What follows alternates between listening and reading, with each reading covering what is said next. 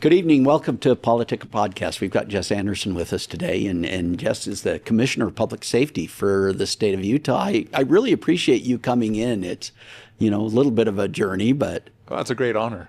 Honor to be here with you, so thank you for the invitation. Yeah, so let's talk about you a little bit. How'd you get involved in public safety? What's your background? Where did you grow up? Well, a little bit unique in some senses. I grew up in a very small town in Utah, Delta, of all places. And, as a child, I just had an inkling toward public safety in a way of law enforcement particularly. So it was a lot of the TV shows at the time and that I always plugged into and watched and kind of just got some thoughts going for me. And so what was your favorite TV show? Believe it or not, it was called Rescue 911. Oh, okay. Yeah, and it was back in the day. Plus, William Shatner's back in the day too. I can't remember the name of it, but yeah, and so absolutely, we ended up growing up under that premise. My dad was a volunteer firefighter, and I always remember there was anytime, that was the day before pagers and cell phones and even radios. It was, as a volunteer living in Delta, an emergency came across from dispatch over our landline, but it had a distinct ringtone instead of just a normal ringtone on the old landlines. And so anytime that Dad wasn't around, though, right, the expectation even as a child was to just answer that, to take the information and then go find him and tell him where the emergency was and that he has to go. And so, it's just those moments early on, introduction to public safety for me and the public service that got the adrenaline flowing and the juices going that was always fun to be a part of. And so did you go to school to study criminal justice, though, or something of that sort? Yep, I did. My college days, I began studying criminal justice and started that avenue, and then I ended up getting hired by the Highway Patrol. So during that time frame, I started putting myself through the police academy, and back in late 90s and early 2000s was very competitive at the time as far as getting a job. And so I figured, well, if this is what I'm going to pursue, I'll just make myself more marketable. And so I started putting myself through the police academy and testing with agencies, and it just happened to be in the 2000 I got hired by the Highway Patrol. They took a chance on me, and so the Utah Highway Patrol, and my first assignment was up at the state capitol. Oh, interesting. In uniform, walking around and providing that level of security. Which is where I met you. Yeah. You show up at a lot of committee things. Absolutely. Keep track of what we're doing. Well, it was interesting because I established a goal for myself for the first 5 years.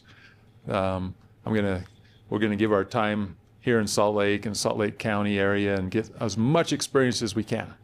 And then we're going to transfer back to rural Utah and live that kind of life. And my wife's from a very rural, even more rural than Delta, in a town in Colorado. And so, that was attractive to us to get back to a rural lifestyle and raise our family in that manner. But 25 years later, I'm still at the Capitol and now serving as the Commissioner of Public Safety through different opportunities I had coming up through. So what is that job? So it's mainly the head of the Highway Patrol, right? But you actually have broader responsibilities than just that, right? Yeah, it's pretty broad. We now, the Department of Public Safety is the big umbrella of 13 different divisions that fall underneath it.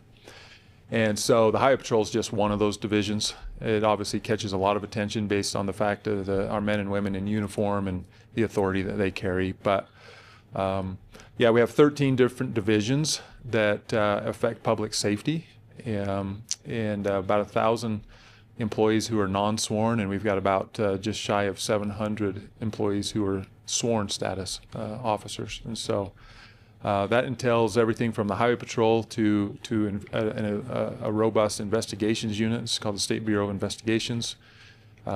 We have a communications division, which is some of the few of the answering points at 911 centers throughout the state.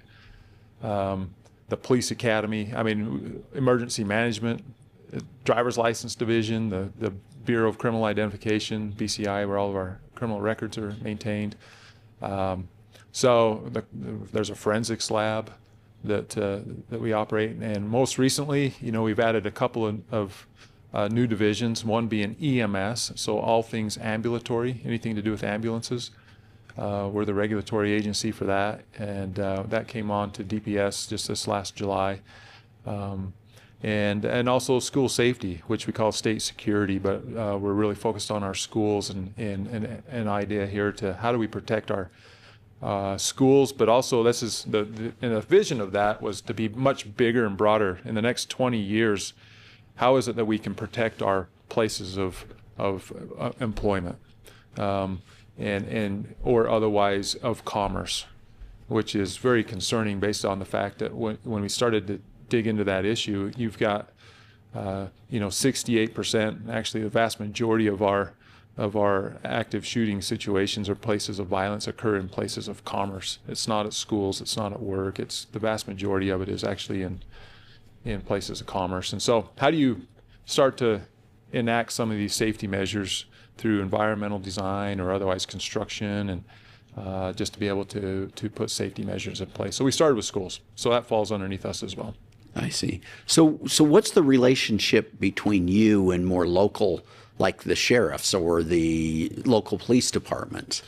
Yeah, as the commissioner, I don't have direct authority over the local entities. Obviously, county sheriffs are elected by the people, and serve in that regard. And our chiefs, local police chiefs, who obviously serve at the will of their mayor.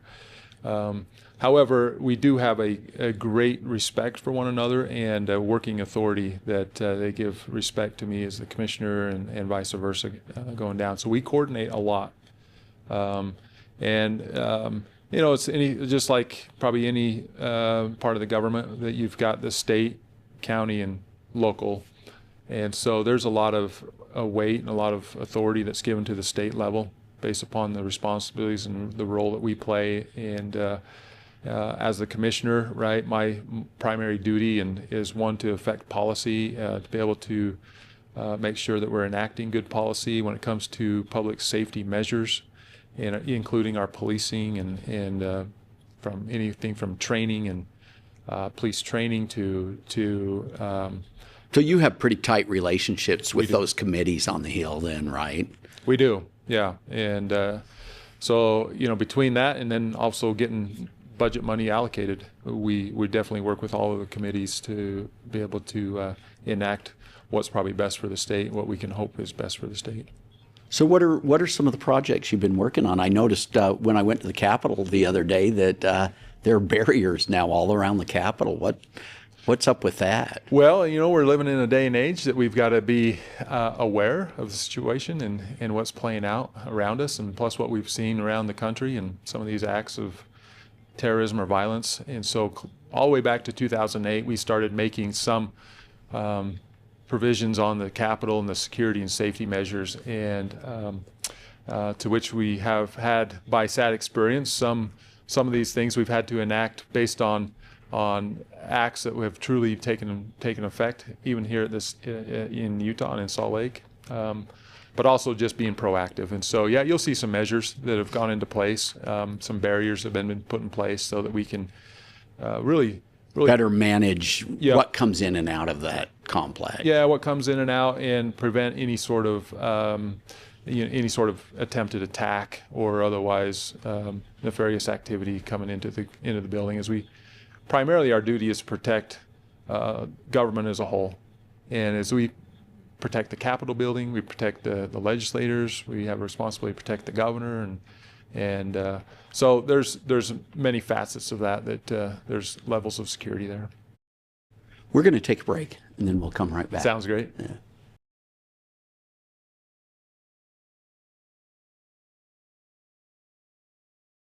Welcome back to PoliticIt. We've got Jess Anderson with us, Commissioner of Public Safety for the state of Utah. Great to talk with you. During the break, we talked a little bit about, what the future is and how a lot of the new technologies are impacting on public safety. Yeah, you're right. There's one of the elements that we recognize that within government, right? And when it comes to policing standards, there's there's a great respect that we give onto making sure that we don't get out too far ahead of ourselves and give preference to protecting people's privacy and all aspects. But at the same time, we know that the criminal actor or the nefarious side of things is well ahead of us in so many ways. AI, artificial intelligence being one of those, to other means of technology that we've. So have you seen AI now, kind of in your realm? What are some of the things that you guys are taking advantage of? Yeah, it's for good and bad. Obviously, talking about the concerns that we have with AI, just like anybody else and anything else, is how do you determine what is now either man-made or computer-made? And so when you get into some of these, especially computer crimes against children, or some of the terrible things that we have to deal with, but when it comes to evidentiary value, how do you know for sure, and how can you prove that who the person is behind it, or if it's just the computer behind it, but someone who's given the keystrokes, whatever it is, right? That you have to try to build that as a case. It proves to be very complex and very difficult when it comes to now collecting pieces of evidence, just based on the AI measures of what we're seeing that being used for. On the other side of it, the good is being used in ways of law enforcement that could save several man hours and just getting useful in that way. And an example of that is officers now have the ability to show up on a call, and through either their body camera and also their in-car camera, but through the conversation they're having with an individual, whether that be the victim or an offender or the situation, the AI has the ability to decipher what that is and is already typing your report as you're having the conversation. Now, the officer has the ability and has the obligation to come back, and there's safeguards in there to proofread that and make sure it's accurate. But it is uncanny how accurate it is and how timely it is. And the fact is that some agencies that are seeing reporting anywhere from 1,200 to 2,000 man hours saved a year per officer by using that technology. By using that level of technology. So, the body cam, of course, I mean, it kind of protects both sides of that, right? Absolutely. And make sure that the officer is actually doing what they should be doing, but it also documents what they're seeing, right? Yeah, absolutely. And we saw that when body cams were introduced several years ago now, that instead of there was a lot of concern that was going to be used for getting you in trouble or catching you doing something wrong, but actually quite adverse to that. It's used to prove the fact is that officers by and large are good people and want to do what's right, and now going to the next step of just a tool to also try to save some man hours and streamline their caseload. Have you seen any new technologies? I always think that now that you can start writing reports, the AI can actually write the report as they're having the conversation. That just makes me think of possible augmented reality stuff where the officer's getting feedback on the person while they're talking to them, right? Where it figures out who they are, where they're from, what they've done in the past. Yeah, like I said, it's very uncanny on the fact that who would have thought we would be this far along so quick. But companies and technology that's built that into it to take that all into consideration as that report's being written. That'll continue to advance. And we'll see. Who knows where that's going to go and how much we can use that and leverage that for the benefit of officers and saving some man hours there. But also even to the next level. That's just even within my career in the last 25 years, it's just been crazy from when I started barely coming out of the ages of writing reports on a legal pad and barely using computers to now having it automate it for you. Yeah. Yeah.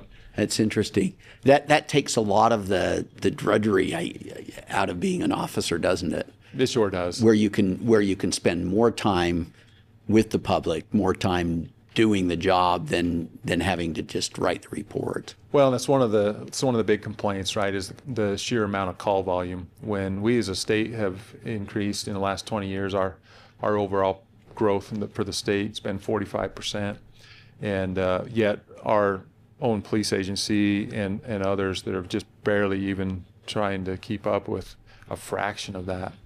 It then saves on the call volume. And the fact is if you can go from pick up calls quicker and sooner and respond to the most urgent, that's going to be beneficial. So yeah, we'll see. It's still relatively new, and as more agencies come into this and adopt that technology, it will be one that's certainly going to be interesting to watch, to see how well it flows even through the process of court and prosecution and all of that, as they use those, they get into the real testimony of the credibility of those reports and evidence. But it's where the advancement's going quickly. Well, one of the advantages, I guess, to having AI is that it can be taught to obey the rules and make sure that those things are all taken into account when these reports are written, right? Yeah. So you work a lot with the legislature. So what do you see as the priorities this year? We're going to start up next week, right? So what are your priorities from your agency? Yeah, so we've got 3 priorities really that we're focused on, and in line with the governor's office on these as well. But it's some of the critical areas that we've already come out with some press conferences and some attention to it. But really, it's the attack on fentanyl, illegal fentanyl distribution and use here in the state of Utah. So is that a problem in Utah? Fentanyl is a problem, and when we talk about the level of use or abuse, there's a few metrics that you could easily measure, and unfortunately, right, one of those easy ones is our death rate and overdose rate, and so this last fall, Utah is one of 5 states with a growing rate of overdoses due to fentanyl, when the rest of the nation actually is shrinking. They're trending the right direction. Utah's going the wrong direction. So we don't want to be in that category. We recognize that and we see that. Per capita, you're at about 18 per 100,000 that are overdosing on fentanyl. And that doesn't seem like a lot, but it is. When you talk about drugs and illegal drugs, that's the leader of our overdose rate. Is fentanyl. And that per capita is the exact same in rural Utah as it is along the urban Wasatch Front. So it tells me, right, that we have just as much problem all over the entire state in rural Utah as we do right here along the Wasatch Front. So are you seeing fentanyl show up in a lot of different drugs? Fentanyl that's another way to measure the impact of fentanyl, and it's through our forensics lab as they test the different levels of drugs being seized. And that is actually, we are seeing, it's called a poly drug, and we've got the combination of every other drug, so even cocaine, meth, everything, heroin, everything has fentanyl laced in it now. Wow. In addition to just the even like marijuana? Not so much marijuana, it being the plant-based, right? But I wouldn't be surprised, yeah, right, if they're not trying that. But in addition to the pure fentanyl that we're seeing just in a pill form or powder form itself. Yeah. So what are the other priorities? So fentanyl is one, and then they all dovetail together, but it comes, the other 2 are immigration and homelessness. So we're trying to get on top of those issues, and they all kind of dovetail into one another, given the fact that a lot of what we're encountering seeing come across the border through our immigration is our illegal immigrants who, when our emphasis and what we've really messaged is that individuals who come here illegally and then commit crimes, violate state or federal law, it's not tolerated, and we're not going to accept that. And I use that as an example based upon the fact that we have agents working downtown in Salt Lake City and throughout the state where we will arrest individuals for drug distribution, this fentanyl, but yet, and find out that they're illegal immigrants. Over half of our people we're arresting for drug distribution, meaning selling drugs, are illegal immigrants. And yet that's affecting right into our community. And it's not acceptable. So the hard thing is we will arrest them and they get deported. They go back to country of origin, and within a matter of a couple weeks, they're back on the street. We see them back on the street. We arrest them again, doing the same thing. We know what's happening there. It's a well-organized network. It's a well-organized crime ring, and which is backed by the drug cartels. Sinaloa and Jalisco is the main two drug cartels that we know this is coming from across the Mexico border. And talking to these people, the ones that will talk to us, are actually more afraid of getting deported, and they're more afraid of having to pay another $15,000 on average to get smuggled across the border than they are for being arrested and charged here locally. That's have no consequence to them. Because they figure they'll just be deported, right? They'll just get deported. So now the consequence is having to pay to get back. Exactly right. Which is not necessarily pay because they don't have the money. So they take a debt to their boss, which is these drug cartels, and now they're indebted, and in exchange for that debt, they have to come up and work. Yeah. By selling the product. It's a business model. Right. And so we are of the mindset of how do we disrupt that business model to the point that it's impactful, right? And make that message known that it's unwelcome, it's unwanted here in the state of Utah, and we're not open for that kind of business. So that's what we continually are working with our federal partners all the way through our county and our local partners to see what policies we can affect, and how might that be coming out of the legislative session this year. There's going to be some immigration policies that we support, and trying to get on top of this. That's good. So we're almost out of time, but I got one more last question. What keeps you up at night? That's a great question. I would tell you, fortunately, we have such a wonderful state that we have great support when it comes to our public safety issues. Wonderful support of our lawmakers, the governor's office, all the way down through our communities, from the counties and the cities, in collaborating together and working together, unlike any I've ever seen. One of the other responsibilities I have is serving as a Homeland Security advisor to the governor and to the state.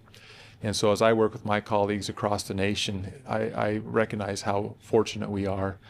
But all it takes is one incident and one episode that we've seen across the nation, and most recently in New Orleans and Las Vegas, of someone who's trying to make a statement or align with some of these criminal terrorist organizations that changes our entire landscape of the life we have here in Utah and the quality of life. That's what I worry about the most. I really do that, and I worry about the safety and security of our officers, those that are out there every single day in the trenches and on the front lines, that are handling really difficult circumstances and situations, and but yet knowing that we're very fortunate to live in the state we live in, and have the resources we have and the support we have is quite incredible. Great. Thanks for coming in, Jess Anderson. Thanks for having me. We'll see you guys next week.